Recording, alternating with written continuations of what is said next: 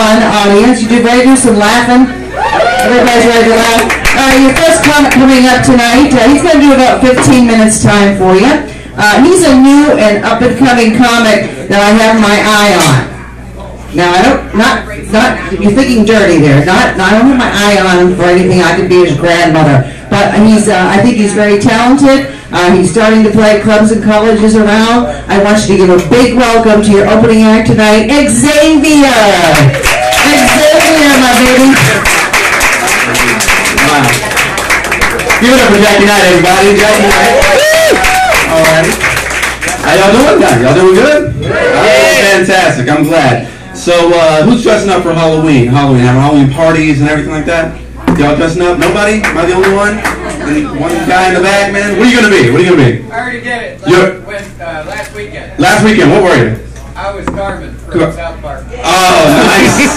Yes, sir. I love it. I love that show. I decided, because I was just at a party last night, and we had lots of fun, and I decided that I was going to be authentic. So what I did, I dressed up as a criminal. Because it doesn't take much for me to dress up as a criminal. I'm already brown, and I just have to put on clothes, and there I am. I look like a criminal to everybody. Oh, goodness. But I'm really happy to be here, guys. I'm very excited. And this is the part of the show I really like, because everybody's starting to try to figure out what I am. They're just like, goodness, what exactly is his ethnicity? I don't know. You know, a lot of people, they'll ask me that, especially women. And whenever women ask me, I always love to tell them that I'm half black and I'm half white, because in their mind, I actually told them I have a big dick and great credit. You know what I'm saying? It's a win-win situation, you know. And I'm not a hipster with the ladies, okay? I'm really not, you know, because when I tell them that, it keeps them there talking to me. But, you know, they're talking, but they're thinking to themselves. They're like, he's half black and he's half white. Does he want to be a cop or does he run from the cops? I don't know. Does he shop for flip-flops or the new Jordans? And just so you know, I have sneakers on, okay? Because in case police came through here right now, I couldn't make a speedy getaway in flip-flops. 5-0, Xavier. Oh my God, flip-flop, flip-flop, flip-flop, flip-flop. But some women misconstrue that joke completely. I had one woman, I was like, yeah, I'm half black, I'm half white. She's like, really? So you buy your fried chicken at Whole Foods?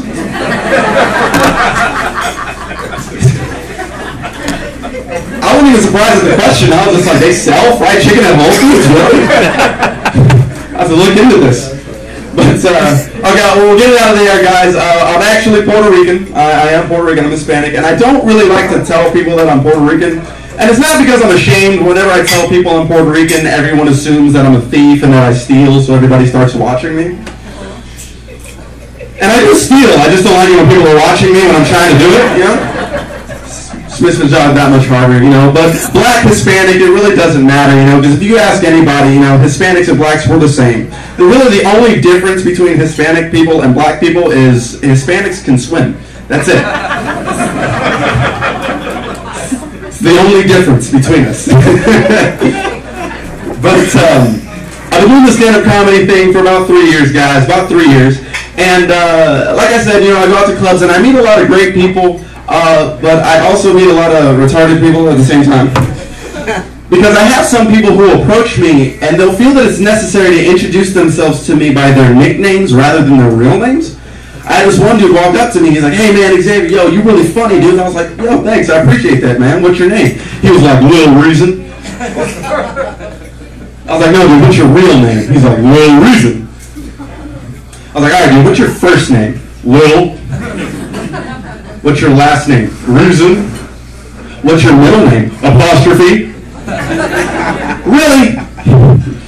But being a stand-up comedian and everything, it's great, you know, because I meet a lot of women, and I'm not really smart when it comes to relationships. Okay, and just to give you an example of what I mean, my very last relationship I was with this girl for about a month, and at the beginning of the relationship, she told me she was low maintenance, and I believed her.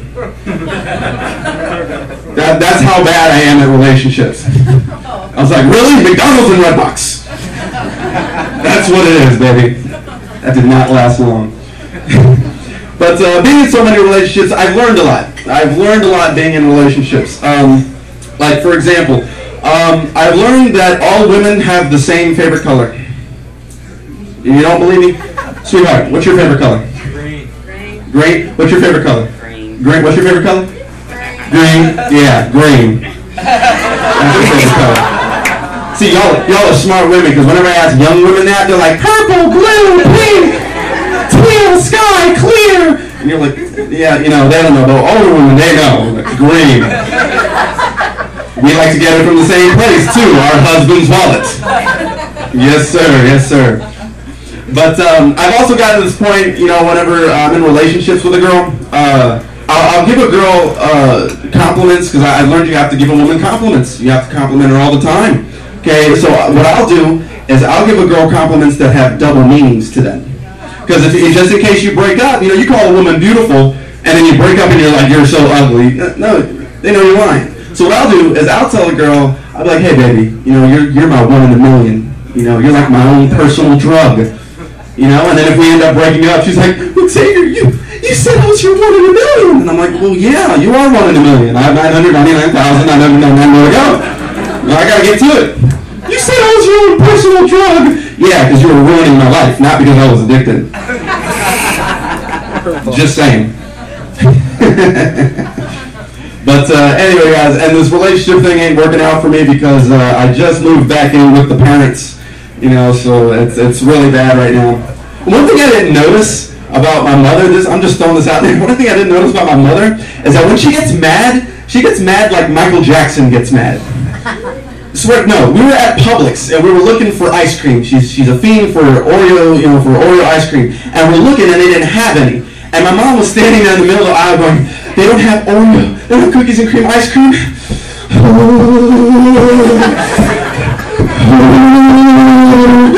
I was like, Mom, keep looking. She's like, Jamon, it's got to be around here somewhere. Jamon. I'll make my mom angry on purpose just to see. Because also it's funny because she never takes her eyes off me whenever she's mad at me. She's like, Xavier, didn't I tell you to clean that bathroom? Don't move.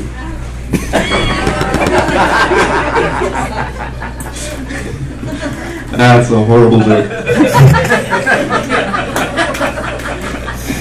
Oh my goodness. But anyway, but getting back to this whole relationship thing, another reason why I'm not good in relationships is because, you know, I'm a comedian, but I'm not just a comedian on stage. I'm a comedian 24/7. I can't help it. I'm always telling jokes.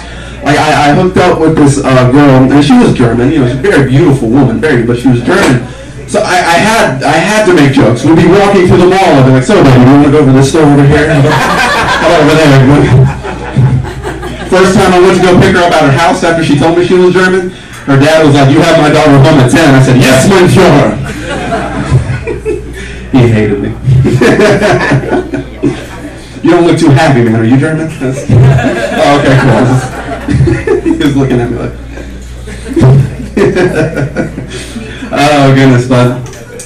Anyway. So what? That's the blowjob you got. Oh, my Lord Almighty. But anyway, guys, I got a question. This has been on my mind a little while. Does anybody still think that racism is a problem in this country? Racism, anybody? No? No? Nobody? Now, normally, I would say it isn't either. You know, we got a black president and all. But I do think that there is now, because this is a true story. I was watching the news, and they were covering a story about how there was an uproar in the Asian community. Asians were angry because at Ben & Jerry's ice cream, ironically, because there was a basketball player named Jeremy Lin who was Asian, and apparently he's so good that Ben & Jerry's ice cream made an ice cream app for him. But it was a banana-flavored ice cream with pieces of fortune cookies in it. But you can only get away with that with Asians. Like, you couldn't take, you know, chicken and watermelon and put it in chocolate ice cream and say you made it because Michael Jordan is so good. You know what I'm saying? I was like, wow, this is really like, and it really opened my eyes to a lot of things, you know, because we as Americans have become so desensitized to it that we don't even notice, we don't even see it in our everyday lives. Like, for example, who likes Cracker Jacks in here? I love Cracker Jacks. They're the most deliciously racist snack on the face of this planet. Because you got the box of crackers. Just think now, the box of Cracker Jacks you're looking at, it's a white man, he's a sailor, he does great things for his country. That's what they're telling you. But then when you go to the dollar store, in the cleaning section, they have a cleaning product called Spick and Span. It's like, hey, these Hispanics will work for cheap, and they'll clean up anything, homie. I don't have one for black people yet, unless somebody in here has a friend named Bojangles. Anybody? No? It's all subliminal messaging, guys. Subliminal messaging. That's all it is. Yeah. And, you know, I believe in the power of subliminal messaging. You know, it's a very powerful thing, and I use it in my everyday life. Like, who knows that game Angry Birds? Everybody loves Angry Birds, right? So what I do, I try to help people with subliminal messaging. So what I do, I have Angry Bird dolls, and I like to walk through the mall, and I throw them at overweight teenagers. You know, because I'm trying to tell them that they're pigs, you know what I'm saying? I'm like, excuse me, I'm sorry, I dropped that from 20 feet away, I apologize. Except the black bomb birds that blow up, I throw those at every Arabic person I see. And they get mad, they're like, you should stop that. I'm like, well, you should too. USA, USA. All I'm saying is if we're gonna do the whole stereotype thing, I just say we go all the way. You know, let's just go off, because I want to see more Asians in NASCAR. You know, what do we watch NASCAR for? We don't watch it to see them drive around in circles. We watch NASCAR because we're waiting for that car to clip the other one and crash. So if we had Asians, that'd be excitement right from the get-go. They'd be like, and they're off. Oh my God, Bob, what happened down there? Well, it looks like ping pong killed everybody again. Maybe he tried to use egg rolls as bolts. I don't know why he was going to do something like that. I like that joke. But guys, you know, getting off that subject, I mean, don't get me wrong, I love sports. Like, I'm not like a huge NASCAR fan, I'm more of like a football guy myself. I love football. And I wouldn't change anything about football except the Pittsburgh Steelers. What? I would. What? Hear me out. Man, I'm about to get stabbed at the man. What? Here comes a beer bottle. Hear me out though. I would change the Pittsburgh Steelers. Okay. What I would do, the only thing I would do is I would remove all the players off of the team and replace them with Puerto Ricans, Mexicans, because then they really live up to the name Steelers. Yeah, buddy. That's a team that could never be beat. You know what I'm saying? If the quarterback threw a pass, you'd have a Puerto Rican right there to stick it off. You know, just take it. And that's assuming you get the ball in the air, because the Mexicans are great at getting across lines without the authorities seeing them. Referees. Like, hey, where's the ball? You see Julio in the end zone doing his end zone dance of throwing the grass. Oh yeah, cabrón!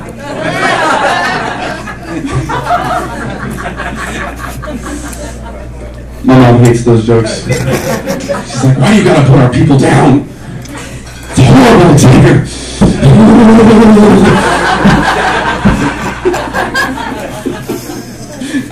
Oh my goodness. But guys, I've been doing stand-up comedy. I don't do it because it's a hobby or anything like that. I take it very seriously because my dream from stand-up is I want to make it into Hollywood. I want to be famous. You know, I want to get my name out there and be rich. And when people think rich, what's the first thing they think about? Big houses and nice cars. But that's not my motivation. No, none of that is my motivation. My motivation is very different. My motivation is toilet paper. And I know y'all are thinking, like, toilet paper? Yes, toilet paper. Because I hate being poor. Like, I hate being in my apartment and I'm using the bathroom and I run out of toilet paper and I'm too poor to go buy some more, so I have to resort to wiping my ass with coffee filters. That's not funny. Those things aren't strong and soft. The best part of waking up is in folders in your ass. Okay. I hate being poor, guys. It sucks. You know, and besides, you know, wanting to be rich, the obvious payoff, my goal for wanting to be in Hollywood is I also want to bring a level of realism back to movies. Because music, you know, movies these days are just not realistic. Like, my man, in any horror or zombie movie you've ever seen in your life, what's the first thing that happens? Who's the first person that they kill off? No. The black guy, right? They kill off yeah, that's true. They kill off the black guy. Okay, but if that happened in real life, it's not realistic. If it happened in real life, the black man's the only one who would survive. Think about it. They can run the fastest, they can jump the highest, and they have the most amount of illegal weapons. The killer's coming, Tyrone. Also about movies is like, speaking about the hot chick who's always alone in her 2-story house, and she dies, and the killer stabs her. You know, it's always realistic because whenever the killer wakes her up in her bed at 2 in the morning, it's like she wakes up and goes, "Oh my God, I need to take a shower." So then she comes out in a towel, you know, and that's it, you know, and now she wants to go investigate the sound. And then, long story short, after the killer stabs her, for some reason her left boob is always hanging out. It's never the right, it's never both, it's the left, you know? Like the killer stabbed her and she's like, oh.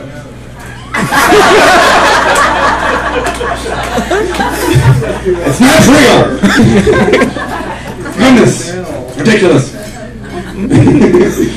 Oh, goodness. But getting out of here with this, guys, you know, but in my preparation for wanting to make it in Hollywood, I've been hitting the gym a lot recently. And whenever I hit the gym, there's 2 things that I do not like. 2 things. The first thing I don't like about the gym is I don't like seeing old people stretch. Because they're always stretched the same way. You know, you're trying to do your thing and grandpa's behind you like...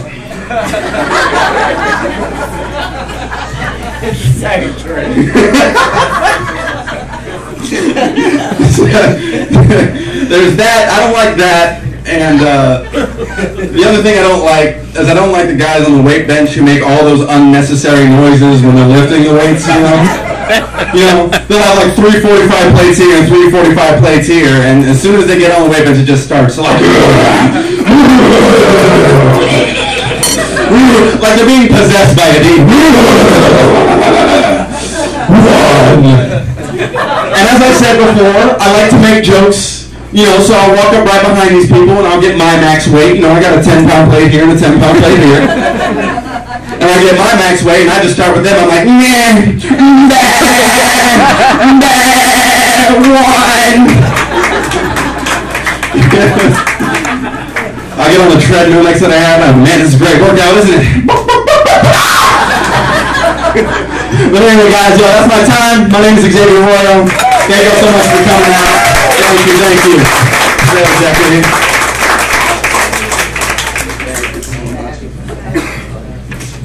Please keep it going for Xavier. He's my new find when I have these contests.